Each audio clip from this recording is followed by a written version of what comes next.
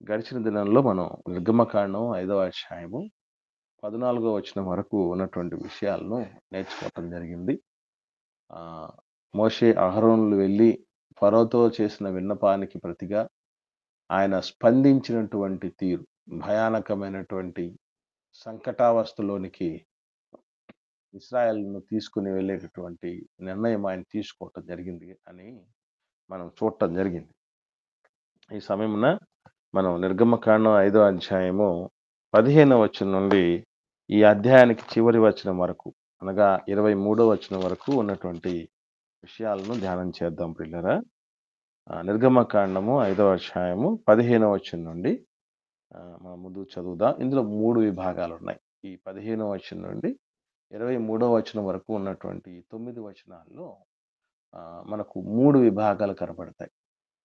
అందులో మొట్టమొదటి విభాగం ఏంటంటే, ఆహ్, ఏదైతే దురవస్థను అనుభవిస్తున్నారో, అంటే గడ్డి గూడా తీసుకోకుండా, మెటీరియల్ అనేది పుచ్చుకోకుండానే ప్రొడక్ట్ మాత్రం సకాలానికి, ఆహ్, ఏదైతే టార్గెట్ ఇవ్వడం జరిగిందో ఆ టార్గెట్‌ను ఇవ్వాలి అనే ఆంక్షలు విధించినప్పుడు, ఒకవేళ ఏమైనా రాజుకు, ఈ మిగతా అధికారులకు మధ్యలో ఏమన్నా గ్యాప్ ఏమన్నా వచ్చిందేమో, కమ్యూనికేషన్ గ్యాప్ వచ్చిందేమో, రాజు బహుశా ఈ ఆజ్ఞలు ఇవ్వలేదేమో అన్నటువంటి ఉద్దేశంతో ఫరో దగ్గరికెళ్ళే విన్నవించుకుంటారు ప్రజలు. ఫరో కూడా సేమ్ ఏదైతే అధికారులు చేశారో తప్పులు, ఆ వాటిని సమర్థించుకుంటూ వచ్చారు. అంటే వాళ్ళకి ఏమర్థమైపోయిందంటే, యెస్, ఇది ఫరో వల్ల జరిగిందనేది అర్థమైపోయింది. మేము దురవస్థలో ఉన్నామని తెలుసుకున్నారు. ఇది మొదటి విభాగం. ఇక రెండో విభాగం ఏం చేస్తారంటే, వీళ్ళందరూ వెళ్లి మోషే, అహరోనుల దగ్గరికొచ్చి వాళ్ళు వాళ్ళని నిందిస్తారు. మీరు చేసిన పనికే ఇదంతా జరిగింది అన్నటువంటి రీతిగా మనకు రెండో విభాగం కనబడుతుంది. ఇక మూడో విభాగం, మోషే గారు వెళ్లి దేవుడి దగ్గర మొరపెడతాడు. అయ్యా తండ్రి, మరి నువ్వు చెప్పినట్టే నేను ప్రయత్నం చేశాను. కానీ వాళ్ళు విమోచించడం సంగతి అటుంచితే వాళ్ళు ఇంకా కష్టాల్లోకెళ్ళిపోయారు. ఏంటయ్యా ఆ సంగతి అని దేవుడి దగ్గర మొరపెట్టినప్పుడు, దేవుడు సమాధానం ఇవ్వనటువంటి స్థితిలోనే 5వ అధ్యాయం ముగుస్తుంది. ఇది టూకీగా విషయాలు. ఈ 3 అంశాలు మనం నేర్చుకునబోయే దీంట్లో కనబడతాయి. వాటిని మనం డీటెయిల్డ్‌గా తెలుసుకుందాం. ఓకే అండి. నిర్గమకాండం 5వ అధ్యాయం 15వ వచనం. ఇశ్రాయేలీయుల నాయకులు ఫరో యొద్దకు వచ్చి, తమ దాసుల ఎడల తమరు ఎందుకిట్లు జరిగించుచున్నారు? తమ దాసులకు గడ్డినియ్యరు, అయితే ఇటుకలు చేయుడని మాతో చెప్పుచున్నారు. చిత్తగించుము, వారు తమరి దాసులను కొట్టుచున్నారు. అయితే తప్పిదము తమరి ప్రజల యందే ఉన్నదని మొరపెట్టిరి. ఇక్కడ ఈ 2 విషయాలు, 2 వచనాలు జాగ్రత్తగా మనం గమనిస్తే ప్రియులారా, ఫరో రాజు ఒక పరిపాలన విధానం చాలా ప్రత్యేకంగా అనిపిస్తుంది. ఎందుకనంటే, అంతకుముందు మోషే, అహరోనులు వెళ్ళినప్పుడు గూడా ఆయనతో మాట్లాడేటటువంటి అవకాశం దక్కింది. దేశాన్ని పరిపాలించే రాజుతో మాట్లాడేటువంటి పరిస్థితులు. అలాగే ఇప్పుడు ఇశ్రాయేల్ పెద్దలందరూ గూడా వెళ్లి మాట్లాడుతున్నట్టు కనబడుతుంది. ఒక జనరల్‌గా కలిసినట్టు కనపడుతుంది. దీన్ని బట్టి మనం ఏం అర్థం చేసుకోవచ్చంటే, రాజు నిత్యము అందుబాటులో ఉండే విధంగా ఉన్నాడు. ప్రజలతో ఇంటరాక్ట్ అవుతున్నాడు. వాళ్ళ దగ్గరున్న వాళ్ళ ప్రాబ్లమ్స్ అన్నీ గూడా ఆయన వినగలుగుతున్నాడు అనేటటువంటి ఒక పాజిటివ్ సిమ్టమ్ మనకు కనబడుతుంది. అంటే బేసికల్లీ ఒక నాయకుడు అన్నటువంటి వ్యక్తి సాధ్యమైనంత మేర తమకు అప్పగించబడినటువంటి ప్రజలకి అందుబాటులో ఉండగలగాలి. సో, ఆ లక్షణం మనకు ఫరోలో కనబడుతుంది గానీ, ఫరోలో ఉన్నటువంటి ఒక కఠినమైనటువంటి మనస్తత్వ వైఖరి తనకు ప్రతిబంధకంగా మారిందని మనం మర్చిపోకూడదు. అయ్యా! మరి ఈ విధంగా చేస్తున్నారు మీ అధికారులు, మమ్మల్ని కొడుతున్నారు. సరైన పని చేయటానికి మేము రెడీగా ఉన్నాం గానీ, దానికి తగినటువంటి మెటీరియల్ ఇవ్వకపోతే, మెటీరియల్ గూడా మేమే తెచ్చుకోవాలట. పని గూడా సకాలానికి చేయాలట. మెటీరియల్ మీరిస్తున్నప్పుడు ఎంత చేసేవాళ్ళం, ఇప్పుడు గూడా అలాగే చేయాలట. మీ ప్రజలు తప్పు చేస్తున్నారయ్యా! వాళ్ళు మమ్మల్ని హింసిస్తున్నారయ్యా! అనే మాట ఫరోతో చెప్పటం జరిగింది. అప్పుడు ఫరో ఇచ్చినటువంటి ఆహ్, రిప్లై ప్రతిస్పందన చూస్తే ఒకనాడు ఏదైతే ఆరోపించాడో ఇశ్రాయేల్ మీద మళ్ళీ అదే ఆరోపిస్తున్నట్టు కనబడుతుంది. 17వ వచనంలో అందుకతడు మీరు సోమరులు. అందుచేత మేము వెళ్లి యెహోవాకు బలి అర్పించుటకు సెలవిమ్మని మీరు అడుగుచున్నారు. గత కాలంలో ఏదైతే ఆరోపణ చేశాడో ఫరో రాజు, మీరు సోమరులు గాబట్టే మీరు అబద్ధాలు నమ్ముతూ మా దేవుడికి బలి అర్పించడానికెళ్తున్నాను. అంటే పనెందుకు? చేసే పని ఎందుకు వదిలేసిపోతున్నారు మీరు? ఇది చేస్తేనే గదా మీరు బతికేది. మీ బానిసత్వానికి సంబంధించైనా మిమ్మల్ని బతకనిచ్చేది దీనికోసమే గదా! ఎవరో మీకు దేవుడు ఒకాయనున్నాడని ఆయన్ను ఆరాధించడానికి ఉన్న పనులన్నీ వదిలేసిపోతే ఎవర్రా చేస్తారు వీటన్నిటిని? కాబట్టి మీరు సోమరులని ఒకటికి 2 సార్లు మాట్లాడుతున్నాడు. ఏవండీ? సో, అప్పుడు 18వ వచనంలో అంటున్నాడు, "మీరు పొండి, పని చేయుడి, గడ్డి మీకియ్యబడదు. అయితే ఇటుకల లెక్క మీరప్పగింపక తప్పదు" అని చెప్పాను. మీ ఇటుకల లెక్కలో ఏమాత్రము తక్కువ చేయొద్దు. ఏనాటి పని ఆనాడే చేయవలెనని రాజు సెలవీయగా, ఇశ్రాయేలీయుల నాయకులు తాము దురవస్థలో పడియున్నట్టు తెలుసుకొనిరి. మేము పోతాం అంటున్నారు గదా మీరు. పొండి, పొండి. కానీ ఎక్కడికి పోవాలి తెలుసా? పనికి పోవాలి. ఆ పనికిరాని పని మీ దేవుడిని ఆరాధించాలనే పనికి గాదు ఎళ్ళాల్సింది మీరు. నేను చెప్పిన పని జేయటానికెళ్ళాలి. పోతాం అంటున్నారు. పోనీ మంచిదే. కానీ పోవాల్సింది పనికి. దేవునికి బలర్పించడం. మీ దేవుడికి బలర్పించటానికి కాదు. మీకు నిజంగానే గడ్డి ఇయ్యబడదు. మీరే తెచ్చుకోవాలి. కానీ ముందు గడ్డి ఇచ్చినప్పుడు ఏ పని జేసేవాళ్ళు, ఎంత టార్గెట్ ఉండిందో, అదే టార్గెట్‌లో అన్నీ చేసేయాలని కఠినంగా ఉత్తరం ఇవ్వటం అనేది జరిగింది. అప్పుడు అర్థమైంది ప్రజలకి. ఏమనంటే, ఓహ్! ఏదో మా పైనున్నటువంటి అధికారులు ఈ పని జేస్తున్నారు. బహుశా ఇది రాజుకు సంబంధమే లేనిదేమో! రాజు చెప్పకపోయినా వీళ్ళు కొంచెం అడ్వాన్స్ అయ్యారేమో అని అనుకోని వస్తే, వాళ్ళకర్థమైన విషయం ఏంటంటే కాదు. ఇది రాజు ఇచ్చిన ఆజ్ఞే. రాజే స్వయంగా జారీ జేసినటువంటి విషయం ఇది. కాబట్టి మేము అపార్థం జేసుకున్నాం. ఇది రాజు చేసింది కాదేమో, అధికారులు ఆ జులుం ప్రదర్శించడానికి చేసిందేమో అనుకోని వచ్చారు వాళ్ళు. కానీ వాళ్ళ నోట్లో వెలక్కాయ పడింది. వాళ్ళకర్థమైపోయింది. యెస్. మనం నిజంగా దురవస్థలో ఉన్నాం. వెంటనే, వెంటనే నెక్స్ట్ టర్న్ ఎక్కడికొచ్చేసిందంటే, ఇశ్రాయేలీయులు పెద్దలు ఫరోతో మాట్లాడడానికెళ్ళినప్పుడు బయట కాచుకోనున్నారు మోషే, అహరోన్‌లు కాసుకొనున్నారు చూడండి. కింద వచనాల్లో మనం జూస్తే 20వ వచనం నుండి. నిర్గమకాండం 5వ అధ్యాయము 20వ వచనం నుండి జూస్తే, వారు ఫరో యొద్ద నుండి బయలుదేరి వచ్చుచు తమ్మును ఎదుర్కొనుటకు దారిలో నిలిచి ఉన్న మోషే, అహరోన్‌లను గలుసుకున్నారు. రాజుతో ఏం మాట్లాడొచ్చారు? రాజు ఏమని స్పందించాడు?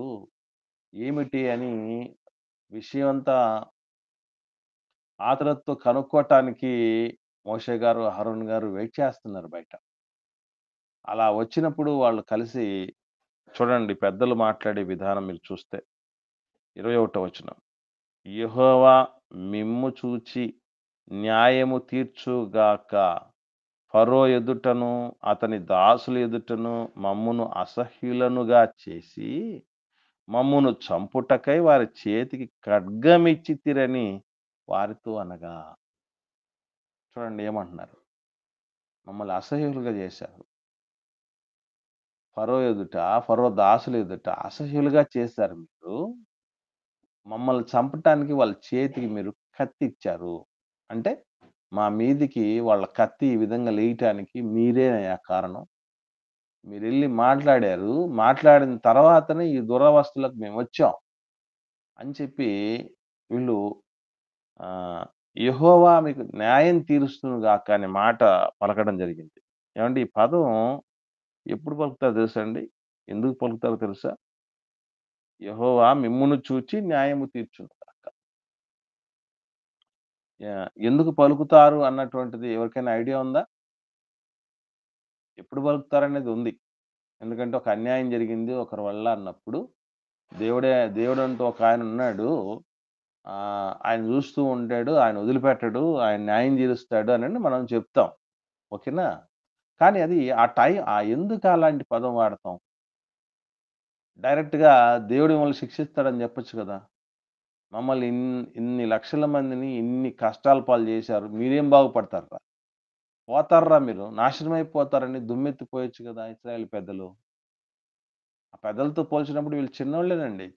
ఎంతోమంది పెద్దలున్నారు. మోషే గారి కంటే, అహరోన్ గారి కంటే పెద్ద వయసున్నటువంటి వాళ్ళు. ఇశ్రాయేల్ సమాజంలో. మరి వీళ్ళు డైరెక్ట్‌గా మాట్లాడకుండా, యెహోవా మీకు న్యాయం తీరుస్తాడన్న మాట ఎందుకు అంటారు అంటే, దేవుడు మిమ్మల్ని శిక్షించును గాక అని డైరెక్ట్‌గా, ధైర్యంగా, సూటిగా చెప్పలేని పరిస్థితుల్లో ఎవరైతే ఉంటారో, అప్పుడు ఇలాంటిది వాడతారు. అంటే ఒకవేళ మనం ఎవరినైనా గట్టిగా ప్రతిఘటించటం, దూషించటం మన వల్ల గానప్పుడు, మనం జేయాల్సింది ఒకటే. ఏం జెప్పాలి? యెహోవా మిమ్ము చూచును గాక. అంతే. యెహోవా ఈరే అంటాం గదా! మనం ఆ మాట చెప్తే చాలిక. ఎందుకనంటే ఆహ్, ఇప్పుడు నాన్ననడిగాడు. ఒక చాలా హృదయ విదారకమైన, బాధాకరమైనటువంటి మాట ఇస్సాకు గారు నాన్నని, అబ్రాహాం గారిని అడిగారు. మనకు తెలుసు కదా! నాన్న దహన బలికి కట్టెలున్నాయి. నేను మోస్తున్నాను. కత్తుంది నీ చేతిలో ఉంది. నిప్పు ఇంకో చేతిలో నీ చేతిలోనే ఉంది. మరి గొర్రెపిల్ల ఎక్కడా అని అడిగినప్పుడు ఆయన చెప్పిన సమాధానం దేవుడే చూసుకుంటాడాయన. దేవుడే చూసుకుంటాడు. ఈవెన్ ఆహ్, శారమ్మ అబ్రహాం గారితో గూడా ఆహ్, ఈ మాటే అంటది. దేవుడు న్యాయం తీరుస్తాడు మన మధ్య. నా ఉసురు నీకు తగులుతుంది అనే మాట మాట్లాడదు.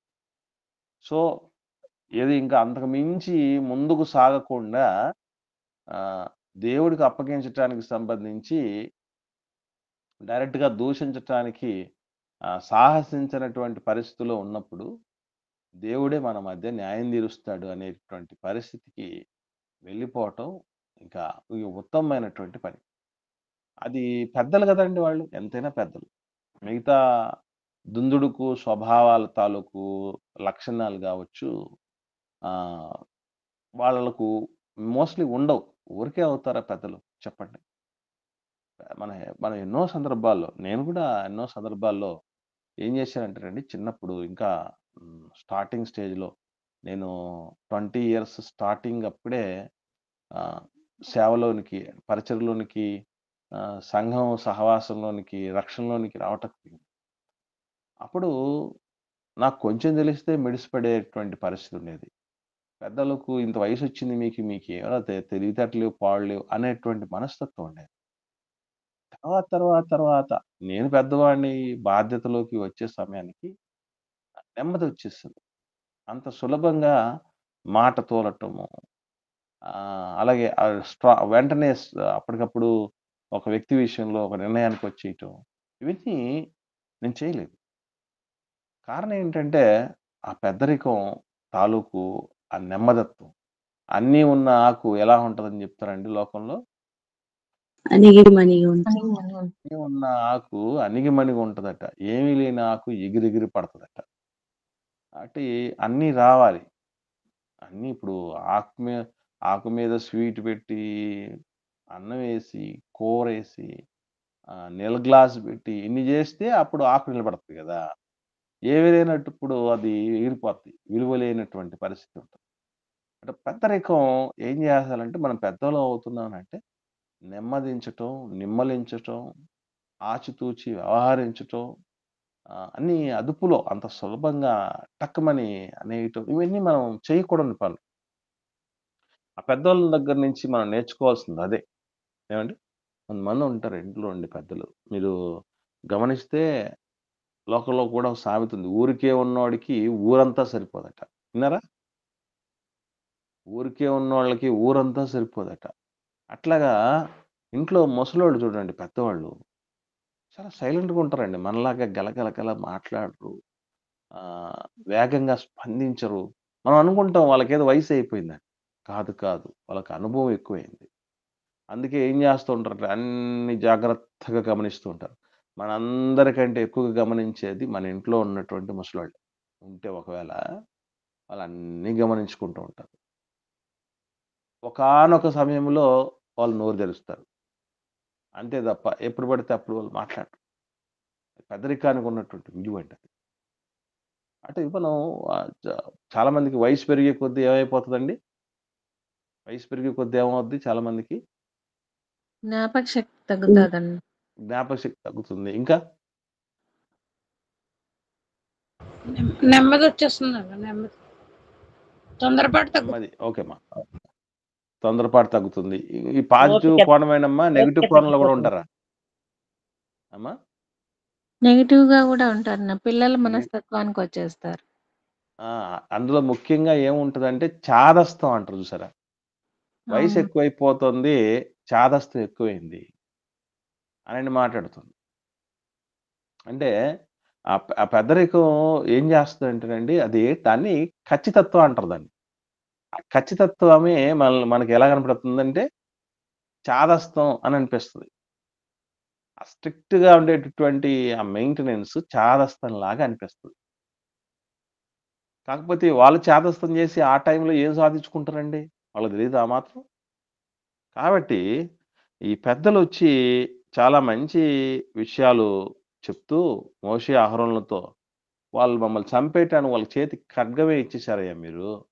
అప్పటిదాకా మా జీవితాలు బానే ఉన్నాయి. ఏమంటూ మీరొచ్చి ఆ ఫరో గారితో మాట్లాడారో, మీరు ఏం మాట్లాడారో ఏమో గాని, మా పరిస్థితి మాత్రం దారుణంగా తయారైపోయిందని మోషే గారితోనూ, అహరోన్ గారితోనూ మాట్లాడటం జరిగింది. అలా మాట్లాడినప్పుడు మోషే, అహరోన్‌లు వీళ్ళు చేయాల్సిన పనేంటంటే ఆహ్, వీళ్ళు గూడానండి నాయకులు ఆ పెద్దోళ్ళతో పోల్చినప్పుడు వయసు తక్కువున్నోళ్ళైనా దేవుడు ఎన్నుకున్న వాళ్ళు గదండీ! దేవుడు ఎన్నుకున్నటువంటి వ్యక్తులు గాబట్టి, ఆ పరిస్థితిని బట్టి వీళ్ళలో గూడా ఒక మెచ్యూరిటీ వచ్చింది. ఆ క్వాలిఫికేషన్‌ని బట్టి వీళ్ళలో గూడా ఒక పరిపక్వతొచ్చింది. అందుకే బాహాబాహి అవ్వలేదు. ప్రజలతో మనం కొట్లాడేటువంటి పరిస్థితులు అన్ని వేళలా మంచిది గాదు. చాలామంది డైరెక్ట్‌గా పెనుగులాడేస్తూ ఉంటారు మనుషులతో. అది కాదు. ఇప్పుడు చూడు పెద్దలొచ్చి మాట్లాడారు. మాట్లాడితే వీళ్ళు కలయబడల. వీళ్ళు ఎదురు తిరగలేదు. ఎదురు మాట్లాడలేదు మోషే, అహరోన్. వీళ్ళేం జేశారు?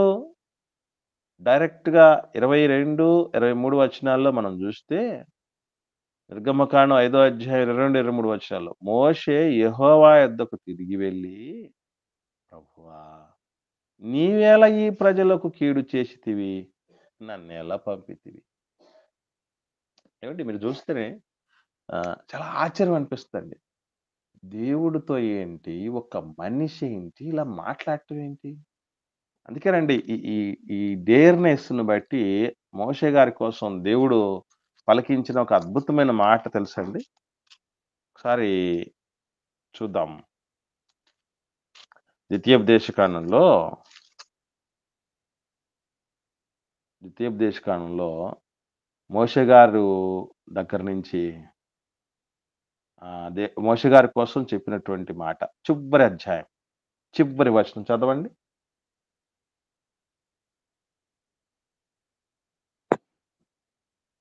ద్వితీయోపదేశకాండం 34 అధ్యాయము 12 వచనం. వాటి విషయములోను ఆ బాహుబలమంతటి విషయంలోను మోషే ఇశ్రాయేలు జనులందరి కన్నుల ఎదుట కలగజేసిన మహా భయంకర కార్యం విషయంలోను యెహోవాను ముఖాముఖిగా ఎరిగిన మోషే వంటి ఇంకొక ప్రవక్త ఇశ్రాయేలులో ఇది వరకు పుట్టలేదు. చూడండి. దేవుణ్ణి ముఖాముఖిగా ఎరిగిన మోషే వంటి ప్రవక్త. కరెక్ట్‌గా మాట్లాడేస్తున్నాడు. ఏదో అమ్మ తండ్రి, కొడుకులు మాట్లాడుకుంటూ ఉంటారు చూసారా? తండ్రి, కొడుకులు బాండింగ్ మంచి బాండింగ్ ఉన్నటువంటి వాళ్ళు ఎట్లా ఉంటారో తెలుసా అండి? ఫ్రెండ్లీగా మాట్లాడుకుంటూ ఉంటారు. ఏది దాచుకోకుండా మాట్లాడుతూ ఉంటారు. ఈ డైరెక్ట్‌గా మోషే గారు వచ్చి దేవుడితో ఏమంటున్నాడంటే, "అయ్యా! ఈ ప్రజల పరిస్థితులు ఏంటి? నువ్వు ఏమని చెప్పి పంపించావు? నువ్వు ఏం చేస్తున్నావు నాయనా? దేవుడితో మాట్లాడుతున్నాడండి. నేను అందుకే అప్పుడప్పుడు అంటూ ఉంటాను. దేవుడితో ఎంత రిలేషన్‌షిప్‌లోకి మనం డీప్ అయిపోవాలంటే, ఇప్పుడు మన అమ్మ నాన్నలతో మనం ఎట్లా ఉంటాం? చాలా ఫ్రెండ్లీగా ఉంటాం. వాళ్ళతో కొట్లాడుతూ ఉంటాం. హ్మ్. వాళ్ళు గట్టిగా మాట్లాడుతూ ఉంటాం. అంత గొప్ప ర్యాపో రావాలండి దేవుడితో. చాలా దూరం అయిపోయారండి ఇశ్రాయేల్ ప్రజలు మొదటి శతాబ్ద కాలంలో యేసుప్రభు జీవించిన కాలంలో ఎంత దూరం అయిపోయాడంటే, ఎవరైనా దేవుని కుమారుణ్ణి అని చెప్పుకుంటే ఏం చేసేవాళ్ళటండి? దేవుని కుమారుడిని వాళ్ళతో నేను కొట్టి ఆ! చంపేసేవారు. ఏంటిది? నేను దుర్మార్గుడినని చెప్తేదేమన్నా తప్పండి. నేను దోచుకునేవాడిని, లేదా నేను మోసగాడిని, నేను అన్యాయస్తుడిని. అట్లాంటి లక్షణాలు కలిగినోడిని రాళ్ళతో కొట్టి చంపుతున్నాం అన్నా గూడా ఏదన్నా అర్థం ఉంటది. దేవుని కుమారుడని జెప్పుకుంటే, అంటే ఈళ్ళందరూ ఏం చెప్పుకోకుండా ఉండాలి జెప్పండి? ఈళ్ళందరూ ఏ ఏ ఏ దానికి దూరమై ఉండాలి? దేవునికి దూరమై ఉండాలి. అంతే. దేవుడితో ఉన్న కుమారత్వపు లక్షణానికి దూరంగా ఉండాలి. ఎందుకంటే వీళ్ళు దేవుని కుమారుడిని చెప్పుకున్నోళ్ళు రాళ్ళతో కొట్టి చంపుతున్నారంటే వీళ్ళు ఎవరి కుమారులు కాదు. దేవుని కుమారులం మనం కాదు అని. ప్రవక్తలు జెప్పారు ఎన్నో సందర్భాల్లో. నాయనా తండ్రి నువ్వు మాకు తండ్రివి. మేము మీకు పిల్లలం. నువ్వు మాకు కుమ్మరివి. మేము మీకు కుండలం. నేను జిగటమంటి మేము అని ఎన్ని సార్లు చెప్పలే. కాబట్టి ఆ రిలేషన్‌షిప్పు చాలా ఆహ్, గంభీరమైందండి దేవుడితో. కానీ ఇది కొంచెం శృతిమించకూడదు. ఒక దైవజనుడున్నాడు. ఆయన ఎలాంటోడంటే ఆహ్, తరచుగా యేసు ప్రభుతో చిన్నప్పటి నుంచి యేసు ప్రభువే ఆయన దగ్గరకొచ్చి ఆడుకుంటూ ఉండేవాడట. విన్నారా ఈ మాటలు ఎవరి దగ్గరన్నా? ఒక దైవజనుడు చెప్పాడు. పేరు అప్రస్తుతం గాని మీకు తెలిసుంటది చాలా మందికి. ఆయన చిన్నప్పటి నుంచి యేసుప్రభు వచ్చి గోలికాయలు ఆడుకునేవాడట ఆయనతో. దీంతో పాటుగా ప పరలోకానికెళ్ళిన తర్వాత ఈయన కాలం చేసి చనిపోయి పరలోకానికెళ్ళిన తర్వాత యేసు ప్రభువుని నిలదీస్తాడట. ఏమని? నేనడిగింది ఏంటి నిన్ను? నువ్వు చేసిందేంటి? ఏం ప్రభా దిమాక్ ఏమైనా నీకు ఖరాబ్ అయిందా నీకు? అని నేను అడుగుతాను. ఆయన నిలదీస్తాను నేను బోయి అంటున్నాడాయన. ఇదే ఓవర్ యాక్షన్ అంటారు దీన్ని. అలాంటి రిలేషన్‌షిప్ గాదు దేవుడితో కలిగి ఉండాల్సింది. డైరెక్ట్‌గా ఉన్నటువంటి విషయం చెప్తున్నాడు మోషే గారు. అయ్యా! తండ్రి, అమ్మ అనిత ఆహ్, అమ్మ మ్యూట్‌లో పెట్టుకోండమ్మా. రైట్. ఇక్కడ డైరెక్ట్‌గా మాట్లాడుతున్నాడు. అయ్యా! నీవేళ ఈ ప్రజలకు కీడు జేసితివి. నన్నేల పంపితివి. ఏం చెప్పి పంపించావు నాయనా నన్ను? వాళ్ళ బాధలను చూసావన్నావే. వాళ్ళ దురవస్థను చూసానన్నవే. వాళ్ళ కన్నీళ్లను చూసానంటివే. వాళ్ళని విమోచిస్తానంటివే. నన్ను నేను నా వల్ల కాదు నాయనా మొర్రో అని మొత్తుకుంటే, మా అన్నయ్యని గూడా జతగా చేసి పంపిస్తివి. సూచక్రియలు గూడా చేశావే ప్రజలందరి మధ్య, పెద్దలందరి మధ్య. ఇన్ని జేశావు. మరి ఎందుకయ్యా ఈళ్ళను ఇంకా ఇలాగే బాధల్లోనే ముంచేశావు? ఈళ్ళు నన్ను క్వెషన్ జేస్తున్నారు తండ్రి. నేనేం చెప్పాలి ఈళ్ళకి? అదే అంటున్నాడు. నేను నీ పేరట మాటలాడుటకు ఫరో యొద్దకు వచ్చినప్పటి నుంచి అతడు ఈ జనులకు కీడే చేయుచున్నాడు. నీ జనులను నీవు విడిపింపను లేదు. మొత్తం సీన్ రివర్స్‌గా ఉందయ్యా ఇక్కడ. పరిస్థితి అంతా వేరు వేరుగా ఉంది.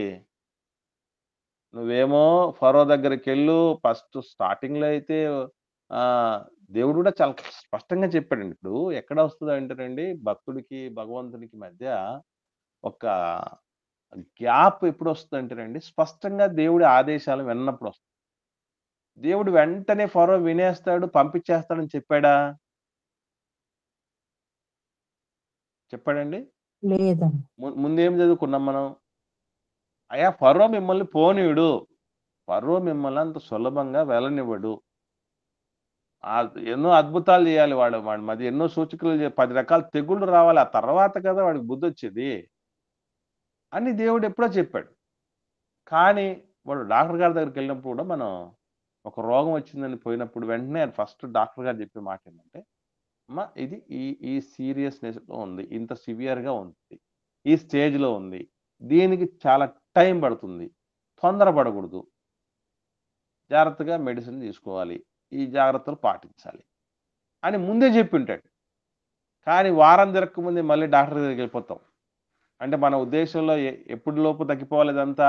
వచ్చిన రోగమంతా? ఆ! వారం రోజుల్లోపే తగ్గిపోవాలి. ఈ వారం రోజుల్లోపే తగ్గిపోవలసింది తగ్గిపోలేదు. కాబట్టి డాక్టర్ గారి దగ్గరికొచ్చి ఏం మాట్లాడతారంటే చాలామంది, డాక్టర్ గారు వారం రోజులైపోయింది. రోజుకు 3 పూటల టంచనగా క్రమం తప్పకుండా మెడిసిన్ యేసుకుంటున్నాను. ఏ మాత్రం మార్పు లేదు అనంటారు. అప్పుడు డాక్టర్ గారు మళ్ళీ ఏం చెప్తారంటే, నేను వారంలో తగ్గుతుందని చెప్పానా? అప్పుడు ఆలోచనలో పడతారు. అవును కదా! డాక్టర్ గారు ముందు చెప్పారు కదా! దేవుడు చెప్పినటువంటిది ముఖ్యంగా ఈ మీడియేటర్ మధ్యవర్తిత్వం చేసేటటువంటి వ్యక్తి ఎవరైతే ఉన్నారో, మోషే గారు దేవుడి మాటలని, దేవుడి యొక్క ఆజ్ఞలను అనగా ఉన్నటువంటి ఆజ్ఞలు ఉన్నటువంటి ధర్మశాస్త్రాన్ని ప్రజలకు అందించాలి. ప్లస్ ప్రజల యొక్క ప్రతిస్పందనలు దేవుడికి చేరవేయాలి. ఈ 2 పనులను సమర్థవంతంగా నిర్వర్తించిన వాడు ప్రవక్త అంటారు.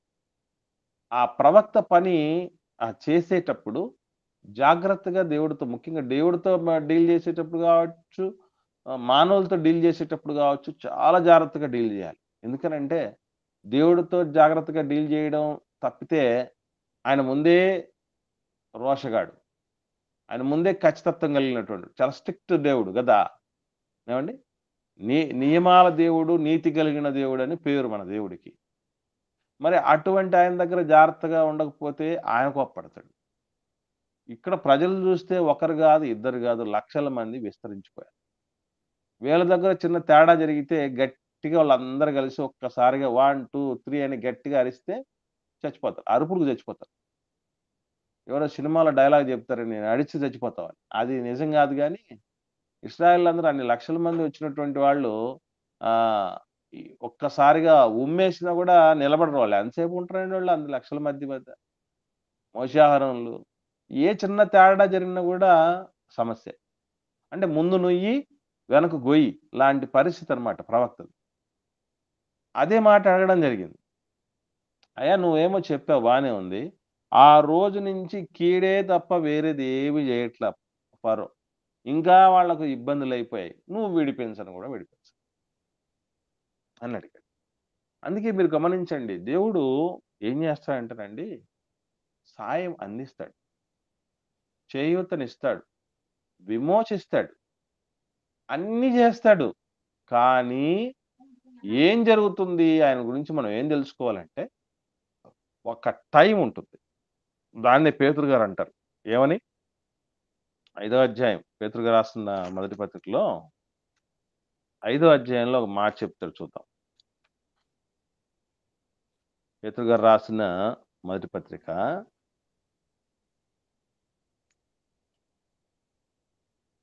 6వ వచనం. 5వ అధ్యాయము 6వ వచనం చూద్దాం. 6వ వచనం.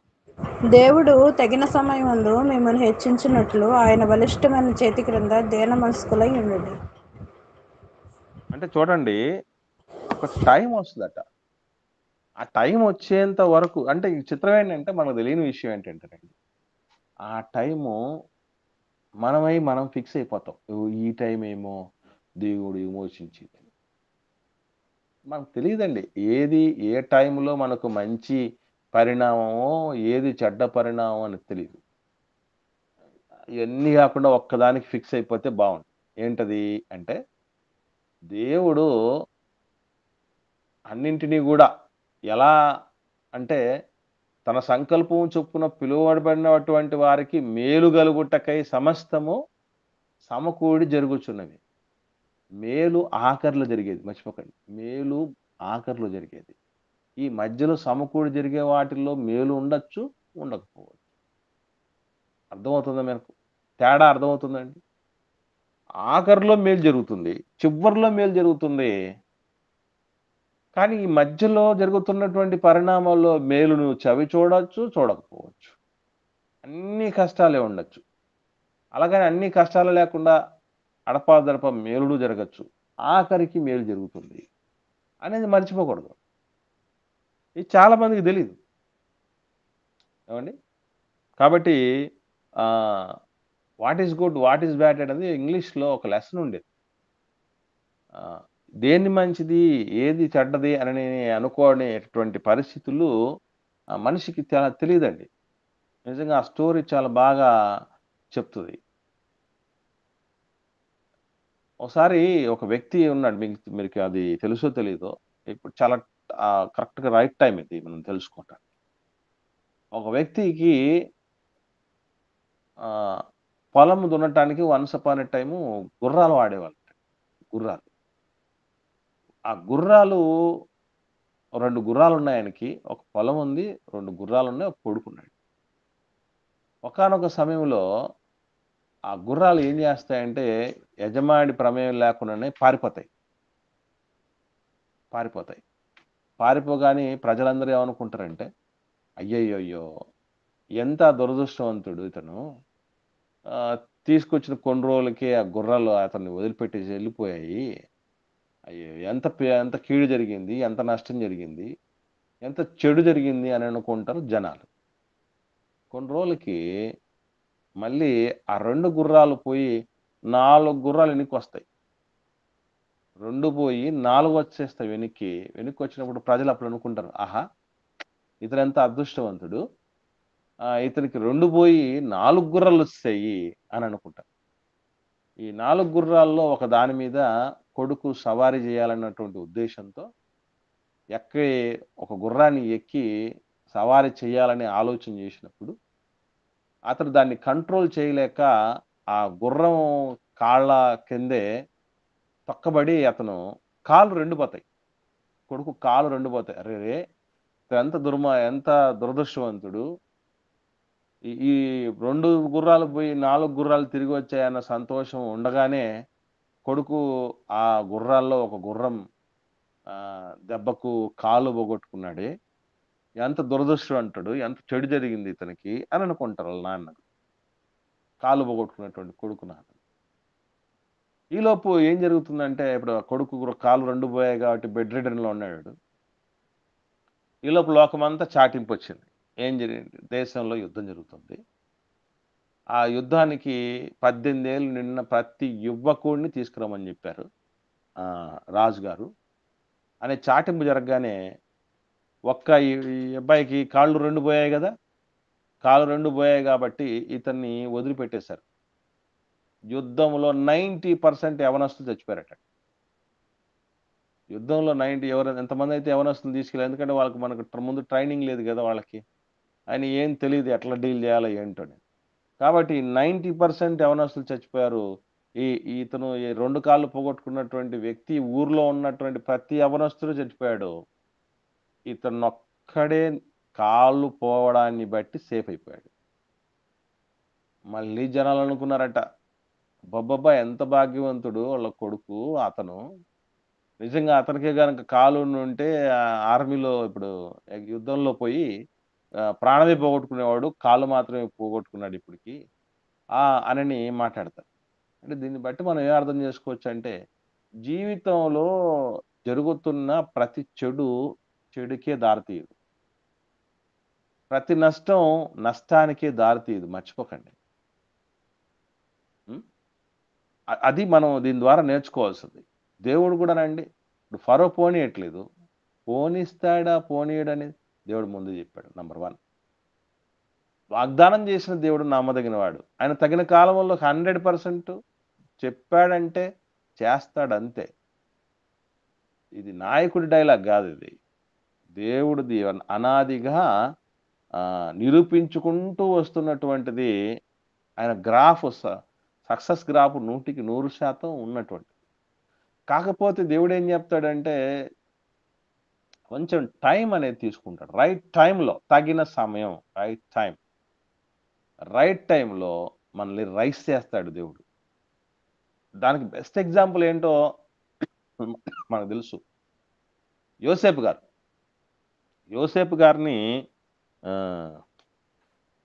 ఆ, ఒక 3 మాటలు చెప్తారండి, మీరు విన్నారా లేదో మరి. Pit to prison to prime minister. విన్నారా? ఇది ఆయన ఆయన జీవితం ఈ 3 ముక్కలు చెప్పచ్చు. యోసేపు గారిది పిట్ అంటే ఏంటండి? ఎవరికైనా ఐడియా ఉందా? పిట్ అంటే ఐడియా ఉందా? ఎవరు మాట్లాడట్లేదండి. తోవడం అన్న. అమ్మా పిట్ అంటే తవ్వటం వస్తుందమ్మా. రెండోది ఏంటంటే అదొక గుంట. పిట్ అంటే అదొక గుంట అన్నమాట. మామూలుగా గోతిలో తోయబడ్డారు కదా, యోసేపు గారు గోతిలో తోయబడ్డాడే, ఆ గోతిలో నుంచి బయటికి తీయబడి మళ్ళీ ఎక్కడికి వెళ్ళాడు? ప్రిజన్కి వెళ్ళాడు. ప్రిజన్ అంటే చెరసాల, జైలు. జైలుకి వెళ్ళాడు. ఆ ప్రిజన్ నుంచి మళ్ళీ ఎక్కడికి వెళ్ళాడు? ఇంకా ఆఖరిగా ప్రైమ్ మినిస్టర్, ప్రధానమంత్రి అయిపోయాడు. అందుకే ఆయన జీవితంలో 3 మాటలు చెప్పేస్తాడు: pit to prison to prime minister. అసలు మనం ఆయన పిట్లో పడిన దాన్ని చూసినప్పుడు ఎంత దురదృష్టవంతుడే కదా.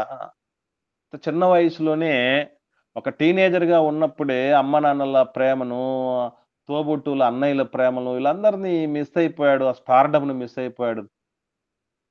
ఎంత దురదృష్టవంతుడు అనిపిస్తది.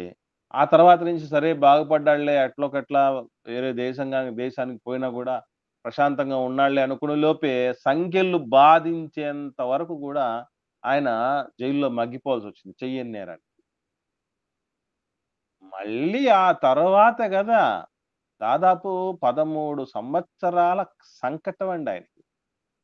17 ఏళ్ల వయసులో అమ్మానాన్నలకు అయినోళ్ళకి అందరికి దూరమయ్యాడు.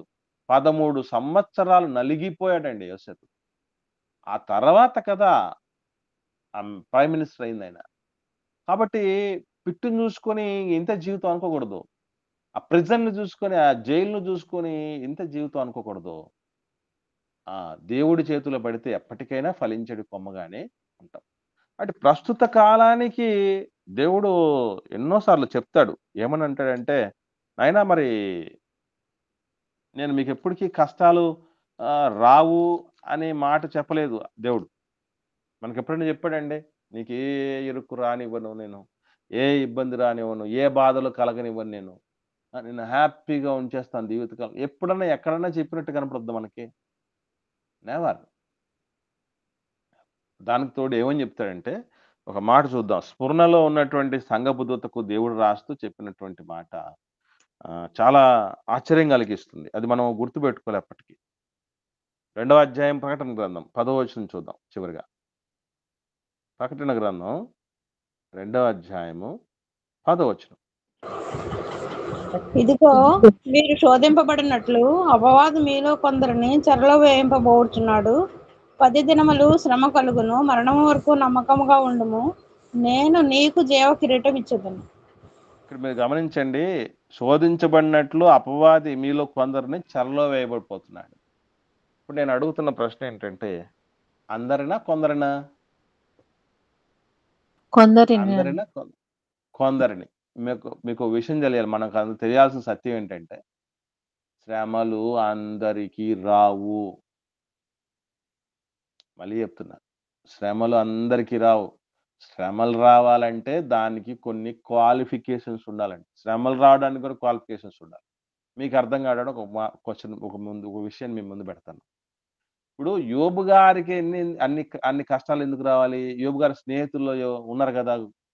జిగిరి దోస్తులు అంటారు కదా! ముగ్గురున్నారు కదా! వాళ్ళలో ఒకరికి రావచ్చు కదా! పోనీ యోబు గారి భార్యకి రావచ్చు కదా! యోబు గారి కొడుకులకు రావచ్చు కదా! యోబు గారి కూతుర్లకు రావచ్చు కదా! కానీ ఆ ఊర్లో ఉన్నటువంటి వేరే ధనవంతులకు రావచ్చు కదా! ఎందుకు యోబు గారికి వచ్చాయంటారు? ఎందుకు యోబు గారికే వచ్చాయంటారు?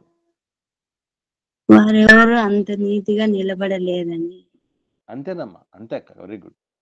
అసలు ఆయన యథార్థం వెరీ గుడ్ అమ్మా. ఎవడికి ఎంత కెపాసిటీ ఉంటే, నేను అదే చెప్తున్నా, కష్టాలు పడుతున్నటువంటి పిల్లలకు దేవుడు చెప్తున్నటువంటి ఒక భరోసా ఏంటంటే, మనకి ఎన్ని కష్టాలొస్తే మనకి ఎంత కెపాసిటీ ఉందని అర్థం. మనకెన్ని శోధనలొస్తే అంత శక్తివంతులు అని అర్థం. ఎందుకంటే దేవుడు మనం భరించగలిగిన దానికంటే ఎక్కువ శోధనలివ్వడట. ప్లస్ దాని నుంచి బయటపడడానికి మార్గాన్ని గూడా ఇస్తాడట. అలాంటప్పుడు యోబు గారికి ఎందుకన్ని కష్టాలొచ్చాయంటే ఆయన అంత శక్తిమంతుడని అర్థం. యోబు గారి భార్యకి రాలేదు ఎందుకంటే ఆమె అంత బలహీనురాలని అర్థం. అది మనం అర్థం జేసుకోవాలి పిల్లలు. కాబట్టి ఇంకొక చోట ఇంకొక వాక్యం అంటానులేన్న, అమ్మ లోకంలో మీకు శ్రమ కలుగును అయినను హ్మ్. ధైర్యం తెచ్చుకోండి, నేను ధైర్యం లోకమును తెచ్చుకోండి జయం. అంట. వెరీ గుడ్ అమ్మ.